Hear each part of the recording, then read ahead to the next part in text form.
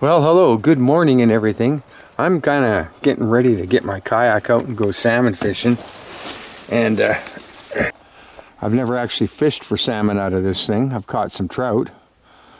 But the problem I've been having is wondering how I'm going to do it, because it's not a fishing kayak. So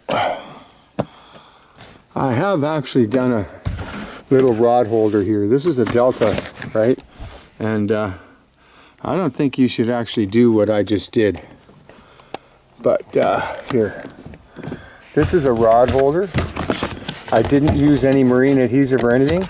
I just used some of this roofing rubber stuff that I've also put on the kayak to prevent slippage in case I want to like put a paddle in there for the paddle float. I just like it better with the rubber down. It helps it stay on underneath the cords when you're trying to get back in your boat, which I've practiced over and over and actually never had any opportunity to actually use it in a real emergency. So anyway, here we go. We got what I put in was the rod holder, and because this kayak is made of material that's only like 1/8 inch thick, it holds. But if I put a rod in there and then yank back on it, this whole piece here, right?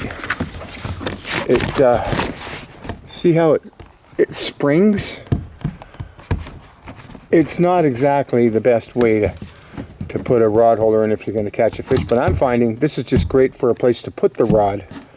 But I'm not going to use this to actually troll or anything. I'm going to use this to put the rod, but I would advise don't do this if you're not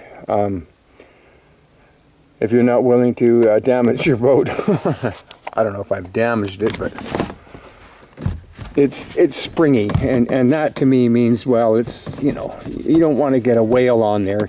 Could possibly, it doesn't seem to be really a weak material. In fact, I had to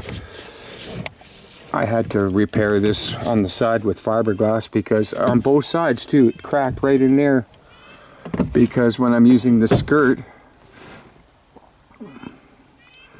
or no, it wasn't with the skirt, it was when I'm coming back in on the, like coming in when it's tipped over and I'm coming in out of the water. I'm putting all my body weight on here.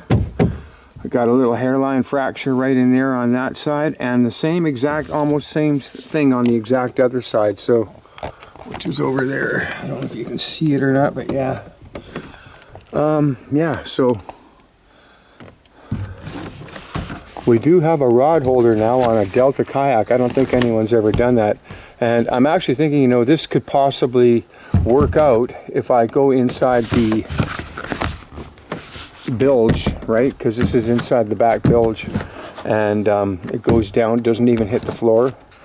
But go in and possibly do a brace from this thing on the inside to this back wall behind the seat, so that it actually prevents it from moving. Like when I bet you could probably get away with it. I'm just not going to recommend doing it without, you know, really thinking about what you're doing here. Because I thought, well, geez, you know, I just don't want to do it any other way. I want to have it on the boat. I don't want to have a clamp on going here. So anyway, that's for now. We're going to see how that works out anyway, and we're just going to use that as a rod holder as opposed to a trolling holder, because I don't know, it's not strong enough. Anyway, yeah, hopefully we'll see you out there soon.